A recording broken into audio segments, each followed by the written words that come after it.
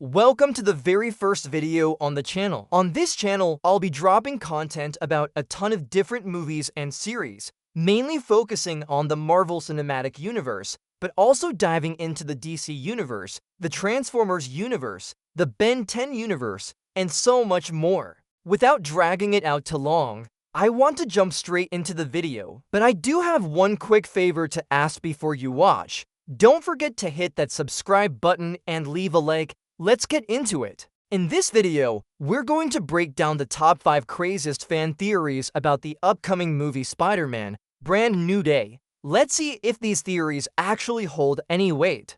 If you're ready, let's kick off part 1 of these wild theories. Peter will die at the end of Brand New Day. At the end of No Way Home, the Venom symbiote remaining in this universe will find Peter. Peter will put on the black suit, and thanks to the symbiote's connection to the multiple universes, Peter will become aware of the Doomsday events. I think the film's finale will directly connect these events to Avengers: Doomsday. To be honest, pretty much everyone is expecting Peter to die. There have been some massive leaks recently, and the Venom symbiote piece left behind in this universe bonding with Peter is definitely one of the most anticipated events for this movie. When it comes to the Avengers: Doomsday connection, there are still some huge question marks. As you know, Tom Holland recently started filming for Doomsday, but he was still spotted wearing his classic suit. Unless that suit is going to be completely swapped out later with VFX, he wasn't wearing the black suit. This left a lot of question marks in everyone's mind. My thoughts are pretty much aligned with this theory. Even if Peter doesn't outright die at the end of Spider-Man: Brand New Day, he's going to come incredibly close to death. That's why I'm giving this theory a solid 7 out of 10. Alright, moving on to theory number 2. I think Peter will first transform into Man of the Spider, then Punisher and Hulk will team up to try and stop him, and unfortunately, they'll eventually have to kill him. Then Punisher will pick up Peter and bury him. I'm guessing this theory stems from some of the rumors and leaks floating around. First of all, I haven't seen a leak like this anywhere. I mean, yes, it's true that a scene was captured where the Punisher is carrying Spider-Man, but if you look at the newly released TV spots for the movie, we see a scene where Peter and MJ are visiting a cemetery. In reality, they are visiting Aunt May's grave there. This pretty much confirms that the scenario mentioned in this theory is most likely fake. To be honest, a massive portion of these so-called leaks are just made-up theories created by people looking to manipulate the audience for views. That's why I really wouldn't recommend taking them seriously. But if we evaluate this strictly as a theory, it barely gets a 2 out of 10. Next up, we have theory number 3. I think Peter will be stopped and killed by Punisher, and the after-credit scene of the film will feature the famous resurrection by symbiote scene from the comics.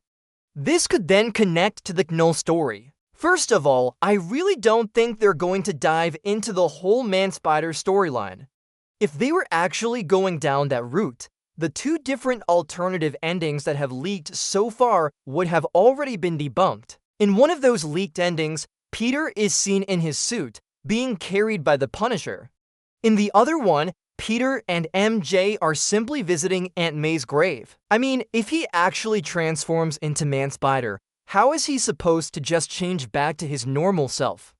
This whole Man-Spider thing has never really felt realistic to me. Sure, they are dropping subtle nods to this transformation, that's true, but I seriously doubt the full transformation will actually happen. Right now, the Spider DNA has taken over a massive part of his body, but for him to truly become Man-Spider, it would need to take over completely. He'll definitely find a way to prevent that from happening. So my rating for this theory is a 6 out of 10. Alright, here's what they wrote in another theory. I think there's another enemy in the film that we weren't shown. It's not Jean Grey or Hulk, it's a much more powerful enemy. At the end of the film, Peter will calm Hulk down and they'll fight this enemy together. According to the leaked ending, Peter will die, but I don't think that will happen because Tom Holland himself said he'll be in Avengers: Secret Wars. Now, here's the situation. Guys, it's absolutely true that Peter is losing control because of the spider DNA. Multiple sources have reported that Peter is going to die. The probability of this happening is quite high, but as I've mentioned before, he's either going to come incredibly close to death, or it will be a very brief, temporary death. Also, Tom Holland appearing in Secret Wars wouldn't be a far-fetched scenario at all. After all, Secret Wars is going to feature more than 40 different universes colliding. Within those universes, there will definitely be other Spider-Man variants who look just like Tom. As for the idea of him calming the Hulk down to fight a bigger threat, I don't really buy into that. In my opinion, the Hulk isn't going to just calm down. I think he's going to lose his mind even further and just storm off, leaving the scene entirely. Therefore, the maximum score I can give to your theory is a 6 out of 10. And now, we've made it to the final theory of this video. Don't worry, there are definitely more theory videos like this on the way, as there are still countless wild theories circulating all over the internet.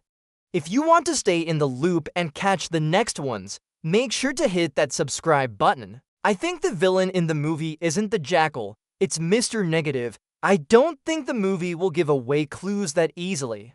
And at the end of the movie, Spider-Man will team up with Venom. Looking at the trailers we've gotten so far, I think they've done a phenomenal job of keeping the Jackal completely hidden, that is, of course, if he's actually in the movie.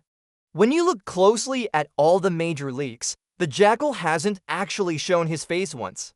We've seen a ton of references, but Marvel has thrown so many other villains at us that people are completely distracted by them.